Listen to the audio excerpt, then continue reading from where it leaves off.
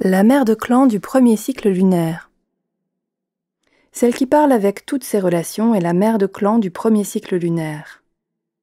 Elle est celle qui protège l'apprentissage de la vérité.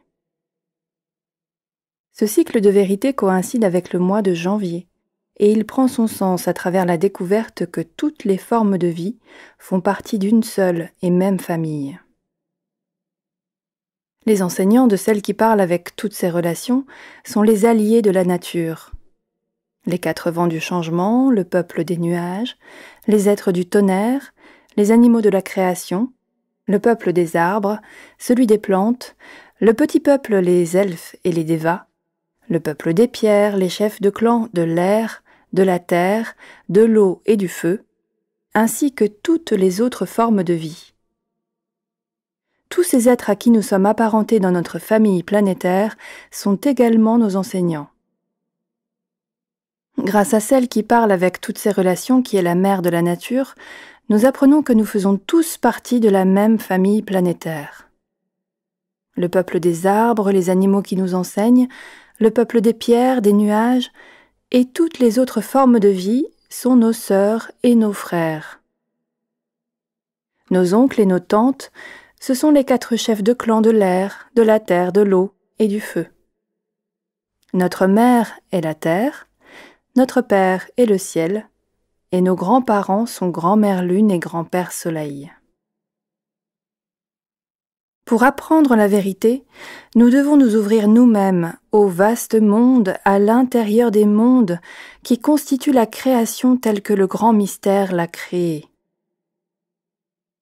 Celle qui parle avec toutes ses relations est l'aspect de la terre-mère qui aime partir en quête, qui a envie d'apprendre et qui comprend le rythme de chaque forme de vie qu'il rencontre ou de chaque lieu sur lequel il se rend. Le cycle de la première mère de clan est protégé par la couleur orange. Cette couleur est porteuse de la médecine de faire partie de la même famille que tous les êtres vivants, parce que c'est la couleur de l'éternelle flamme d'amour que le grand mystère a placée dans le cœur de chaque être de la création. Chaque fois que nous voyons une plume, une pierre, une fleur ou un coquillage avec de l'orange, les leçons que cette sœur ou ce frère peuvent nous enseigner portent sur la façon de se créer une famille, sur ce que sont de véritables relations de qualité, ainsi que le respect et ou le sentiment de communauté avec tous les êtres. Au cours de notre apprentissage des vérités offertes par chaque forme de vie dans la famille planétaire, l'occasion nous est donnée de voir quelles sont les similitudes entre nous. Nous pouvons découvrir qu'une fleur ou un ruisseau s'avère être l'un de nos plus grands enseignants. Quand nous acceptons de voir que toute chose dans notre monde est vivante, nous pouvons alors avoir accès aux parties de nous-mêmes qui étaient devenues inertes ou qui avaient été mortifiées, et nous pouvons guérir ou raviver notre propre vitalité. Faire partie d'une même famille signifie avoir de bonnes relations avec la force créatrice, avec le soi, avec notre orenda ou essence spirituelle, avec notre corps, notre famille, nos amis, nos valeureux adversaires, et avec toutes nos relations qui font partie du monde de la nature.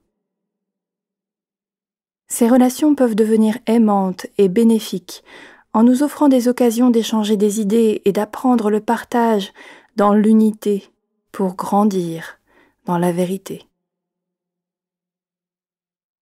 Celle qui parle à toutes ces relations est la mère de la nature. Elle accueille toutes les formes de vie à l'intérieur de son clan. Elle voit la beauté de chacun et honore les talents qu'il possède. En tant que protectrice du rythme, elle nous enseigne à trouver nos propres rythmes, ainsi qu'à respecter ceux des autres formes de vie.